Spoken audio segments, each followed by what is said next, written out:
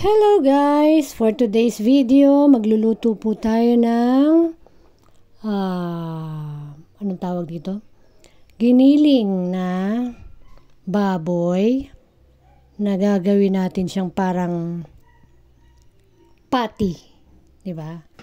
So, yan na siya. Medyo frozen pa siya ng konti. Pero unti-unti na rin lalambot yan. So, lagay natin yung ating minced garlic and onion sa ating lean ground pork. Ang sabi is lean daw, pero kahit lean yan, marami pa rin yung taba. So, it's okay. Ganun talaga. Ipiprito naman natin later. Kaya, yung mga oil niya or yung taba niya is mapupunta rin dun sa, may iwan din dun sa kawali kapag pinirito na natin siya. So, nilagyan na natin ng paminta. Nilagyan din natin ng toyo. So, yung toyo na nilagay ko is, how much ba yun? Mga 2 tablespoon. Yan, lagyan din natin ng asin. Kasi yung toyo parang pampakulay, di ba? So, meron na siyang toyo, meron pa siyang asin. So, ano na natin yan, i-combine na natin by mixing it by using our hands. Although malamig yan, medyo may yellow-yellow pa kasi. Kasi kung di natin siya babaklasin ng ganyan, baka abutin na tayo ng siyam-siyam sa pagluluto. Medyo na late kasi ako ng labas sa aming freezer. Kaya hindi pa siya totally thaw. So, yan, by means of that, doing that, yan, yung minamash mo siya unti-unti. Siyempre, kahit papaano nagkakaroon siya ng pagkakataon na mas mapabilis ang kanyang pagkawala ng yelo. So, kasi nga, meron na siyang asin and all the ingredients na nilagay mo dyan. Siya na rin ang magiging parang magpapalambot ng kanyang pagkayelo. So, yan, nilagyan natin ng ng sugar, mga 2 tablespoon lang.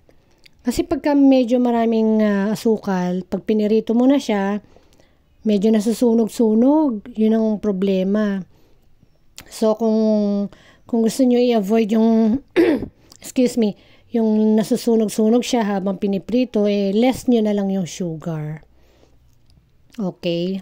So, parang ito pinaka-base lang to ng mga dish katulad ng sweet and sour pork, bola-bola, ganyan. Pwede mo rin itong from this point, pwede mo siyang gawing longganisa or lumpia. Ibabalot mo siya sa lumpia wrapper. Or pwedeng as pork patty lang, 'di ba? Ganun lang. Ito yung pinaka basic na pwede mong gawin para mapunta ka sa iba't ibang klase ng dish, katulad nga ng mga na-mention ko. So napakadali lang, 'di ba? Lagyan natin ng flour. So ang nilagay nating flour is all-purpose flour na 2 tablespoon kasi parang 'yan lang naman yung magbabind. Para talagang, pag pinirito mo siya, hindi siya maghihiwa-hiwalay, di ba? So, lagyan din natin ng 2 large eggs. Okay? Isa pa yan sa binder natin. So, imimix na natin sila all together.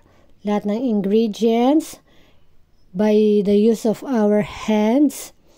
Make sure naman na mag-clean tayo ng hands, ha?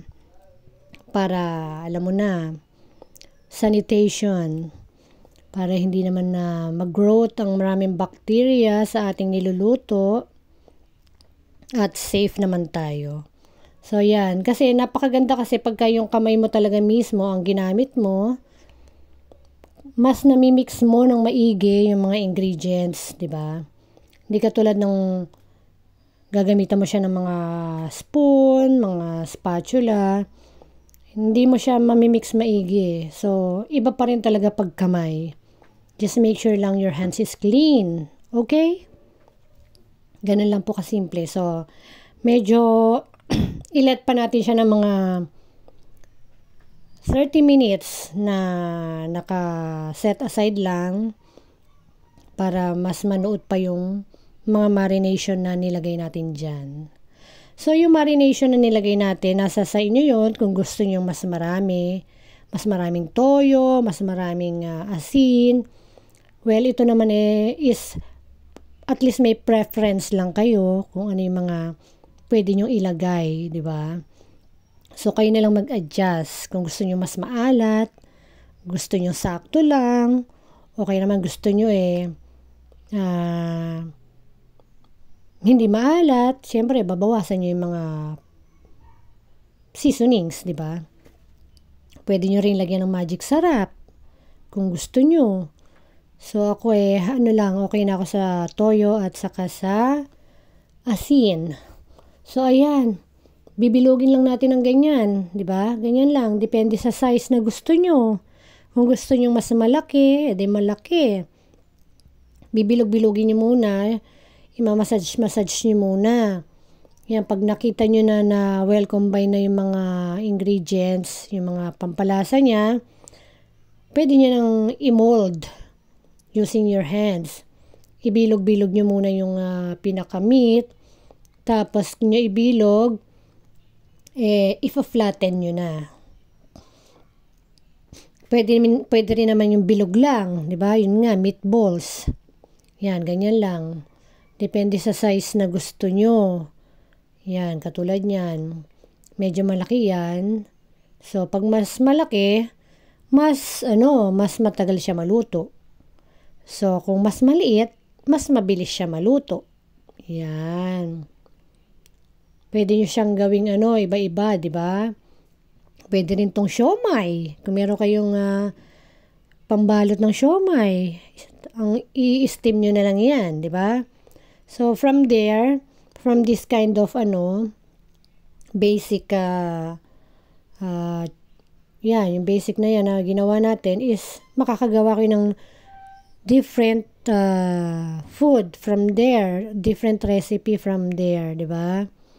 So, ayan, ipiprito na po natin ang ating pork patty. Kung merong beef patty, ito is pork patty na pwede mong gawing sweet and sour pork balls. Pwede mo rin gawing as is lang, di ba? Ikaw na bahala kung anong gusto mo. Pero kami sa ngayon, dahil bilang marami naman ito, pwede naming iba-ibahin yung mga atake na gagawin namin. So ngayon, ang gagawin muna namin is kakainin namin siya with kimchi. Kasi nga, medyo kulang na sa oras. So, bale, fried lang siya with kimchi, homemade kimchi on the side. Ganon. So, di ba, meron naman na kasing bawang sibuyas, bawang at sibuyas So, parang mabilis ang pagkain, lalo pag nagmamadali ka na, kulang ka na sa oras. So, pwedeng lunch ganon, tapos sa dinner, ibahin mo naman, di ba? Mag-isip ka naman ng pwedeng mo sa kanya, ibang atake naman, ibang recipe naman. So, for now, ganyan. Ipa-flat nyo lang na ganyan. Kung gusto nyo mas manipis, pwede naman. Diba? Yung mga, depende talaga sa inyo yan kung anong gusto nyo. So, at least, alam nyo lang kung paano siya, yung pinaka basic na dapat nyong gawin sa ganitong recipe. Napakadali lang. Excuse me po, umaga pa kasi kaya medyo maraming lumalabas sa ating lalamunan. So, yan. Yan, bilog-bilugin lang po natin. Yan, ganyan. Tapos, ipa-flatten.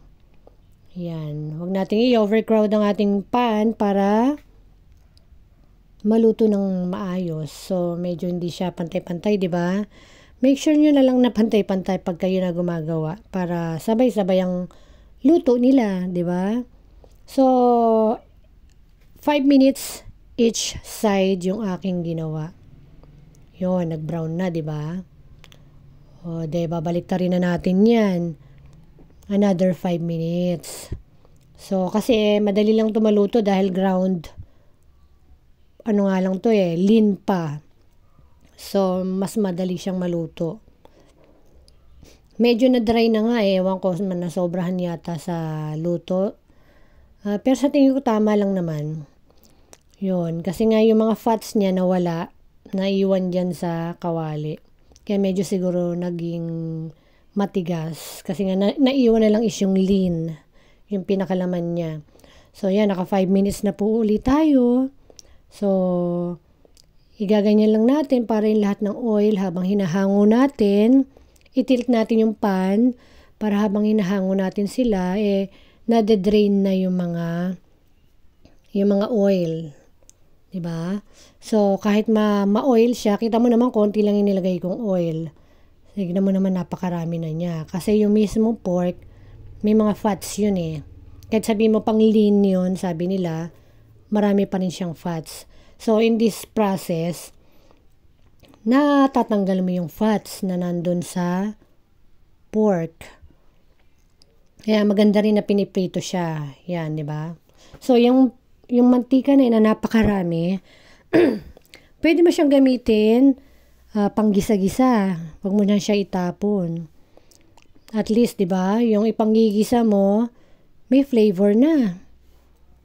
Di ba? Ano lang, mga 2 tablespoon lang naman ang mga panggisa-gisa So, hindi mo siya kailangan ilagay lahat. Pwede mo siyang hati-hatiin every time magigisa ka, di ba? Kasi mamaya pa yan, pag naiprito na natin lahat, mas dadami pa yung oil niyan. So, nagkaroon ka ng instant na panggisa na mantika. Diba? O, nakabawas ka ngayon ng gasto sa pambili ng mantika.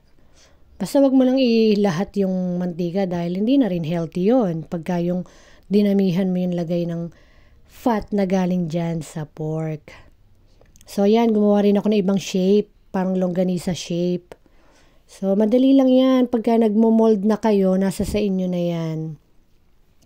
Gusto nyo, gumawa kayo ng star shape. Medyo mahirap nga lang yun. So, nasa sa inyo yan. Parang ano na rin to pork nuggets, di ba? Kung may chicken nuggets, ito pork nuggets. Yan, ganun lang. Pero ito, talagang purong laman to kasi nga, wala tong extenders. So, masasabi mo talagang healthy. Di ba? So, iba talaga kapag homemade ang mga luto, di ba? Talagang makakasiguro kang hindi puro mantika, yan.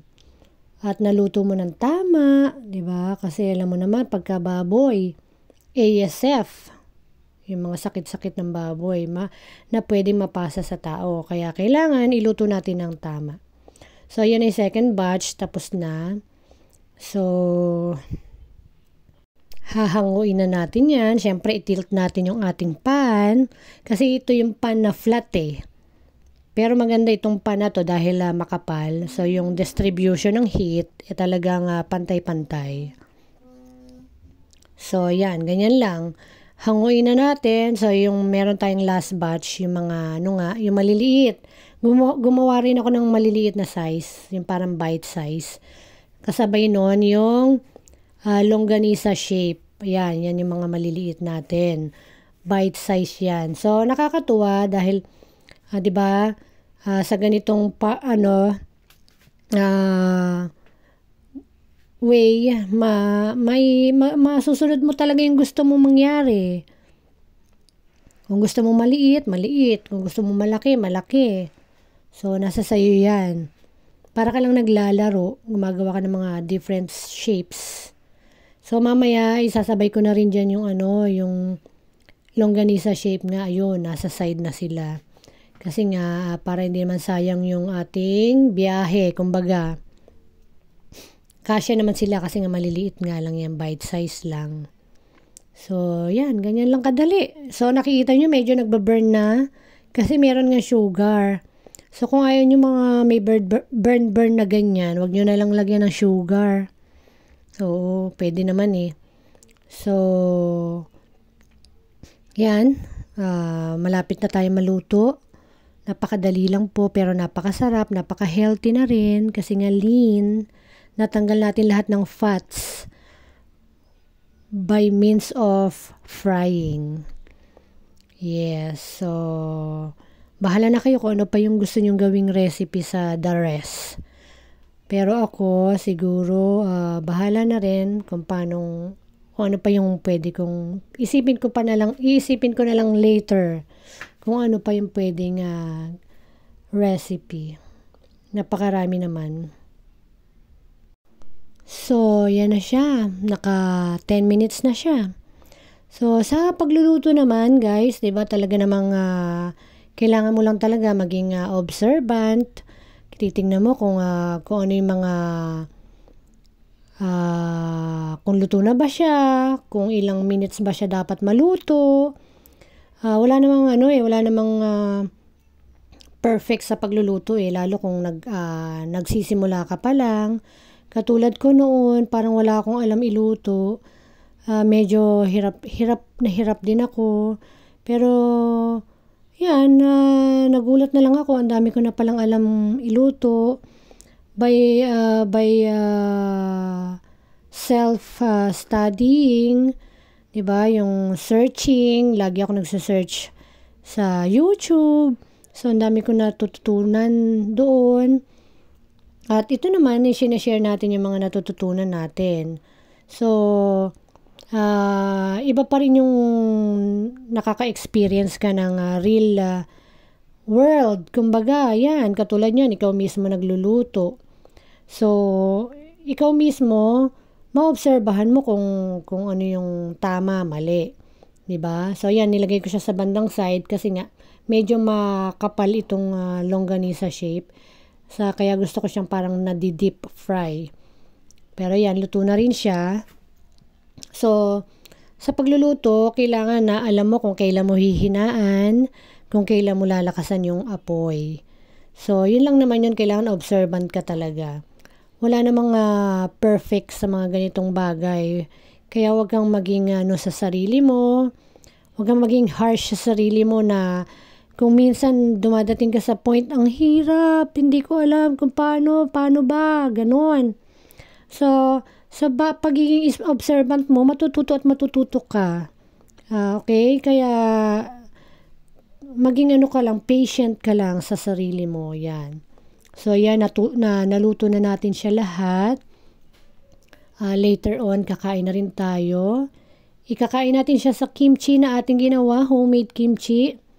By the way, meron akong recipe ng kimchi, kaya check out nyo na lang. Napakadali lang po. So, yan, nakain na po tayo ng ating homemade pork patty with kimchi. So, napakasimple lang, pero napakasarap. I hope you learned something, guys. Thanks for watching. See you on the next one. God bless. Bye!